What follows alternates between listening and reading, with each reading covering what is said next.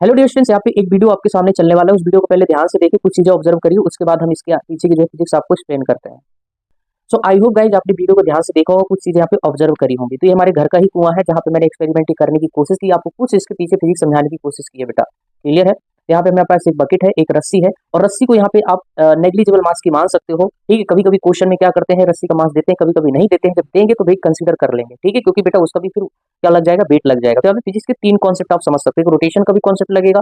ठीक है, क्योंकि रस्सी जिसके ऊपर चल रही है तो गिन्नी के ऊपर है, वो समझ रहे हैं ना, हम उसको यहाँ पे गांव की भाषा में उसको गर्री बोलते हैं। दूसरा आपका वर्क पावर एनर्जी, और तीसरा हमारे पास कॉन्सेप्ट आ जाएगा फ्लूइड मैकेनिक्स का बेटा। ठीक है, फोर्स ऑफ बायोन्सी या फिर आर्किमिडीज प्रिंसिपल भी आप यहाँ पे समझ सकते हो। सबसे पहला कॉन्सेप्ट समझते हैं वर्क डन का। तो वर्क डन बाई ग्रेविटी भी होगा, work done by external force भी होगा। जो हम लगा रहे हैं वो हमारा एक्सटर्नल फोर्स है, जो यहाँ पे ग्रेविटी नीचे की तरफ खींच रही है, जिसके अगेंस्ट हमें काम करना पड़ रहा है, तो उसका भी वर्क डन आएगा। That is called work done by gravity. Gravity ने कितना काम किया होगा। अब हमारा जो है फोर्स ज्यादा है, इसलिए बाल्टी ऊपर आ रही है। अगर ग्रेविटी का भाई फोर्स ज्यादा हो जाएगा तो वो क्या नीचे ले जाएगा, हम कभी खींच ही नहीं पाएंगे। बात समझ आ रही है? तो ये चीजें होती है। तो आप यहाँ पे वर्क डन बाई ग्रेविटी की बात करूंगा बेटा, तो ध्यान से समझो। यहाँ पे एक रस्सी है, और रस्सी का भी हम मास क्या है, नेग्लिजिबल बोल रहे हैं। कभी कभी क्वेश्चन प्रोवाइड करता है, कभी कभी नहीं देता है। जब देगा तो भी कंसीडर अपन करेंगे। ठीक है, और दूसरी बात यहाँ पे कुएं की डेप्थ कितनी है वो भी आपको दी जाएगी। मतलब कितनी डेप्थ से आप खींच रहे हो बाल्टी या बकेट जो भी है। ठीक है, अब यहाँ पे भाई इस साल जो बरसात बहुत ज्यादा हुई तो हमारा कुआं एकदम भरा हुआ है, तो ज्यादा डेप्थ नहीं है उसकी, कुछ मीटर में होगी, 2-4 मीटर में। हमने 2-4 मीटर इसको खींचा है भरी हुई बाल्टी को, तो बाल्टी का भी कुछ मास होगा, और प्लस वाटर भी उसके अंदर भरा हुआ है तो उसका भी मास होगा। तो टोटल आपको मास क्या करना पड़ेगा, सम करना पड़ेगा।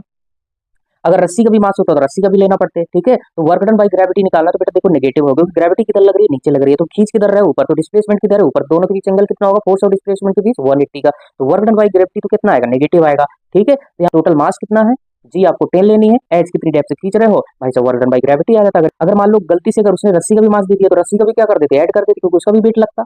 बात समझ आ रही है? दोनों के लिए डिस्प्लेसमेंट तो बराबर होता है, बट एक बात आपको यहाँ पे केयर करनी है, रस्सी के केस में अगर रस्सी का भी मास दे दिया जाए तो रस्सी का जो है हाइट आपको सेंटर ऑफ मास से लेना है, ना कि पूरी डेप्थ लेनी है। बात समझ आ रही है? तो ये कॉन्सेप्ट जो है आपको क्लियर होना चाहिए। दूसरा यहाँ पे बेटा, जब हमने बकेट को पूरा का पूरा डुबोया था पानी में, जब इसको खींच रहे थे तो हमें ज्यादा फोर्स नहीं लगाना पड़ा। ये क्यों हो रहा था, due to force of buoyancy की वजह से हो रहा था, क्योंकि वाटर भी ऊपर की तरफ एक थ्रस्ट लगाता है। That is called force of buoyancy. जैसे ही बकेट आपकी हवा में आती तो फिर भाई साहब आपको खींचना पड़ेगा। आया समझ? फिर तो तुम्हारे तोते उड़ेंगे, क्योंकि अब तुम्हें भाई साहब बकेट को है ग्रेविटी के अगेंस्ट वर्क डन करने पड़ रहा है भाई साहब। ठीक है, तो आई होप यार चीजें आपको समझ आई होंगी। यहाँ पे एक कॉन्सेप्ट और लगा है, जब रस्सी जो गिन्नी के ऊपर चल रही थी, आपने देखा होगा, तो गिन्नी भी उसके साथ घूम रही थी। ठीक है, तो इसका मतलब होता है रस्सी विदाउट स्लिपिंग जो है गिन्नी के साथ चल रही थी, क्योंकि गिन्नी भी घूम रही थी, रस्सी भी उसके साथ चल रही थी। ठीक है, इसको बोलते हैं मोशन विदाउट स्लिपिंग। अगर मान लो आपकी गिन्नी अटक जाती, रस्सी उसके ऊपर स्लिप कर सकती थी। ठीक है, तो इसको स्लिपिंग बोलते हैं।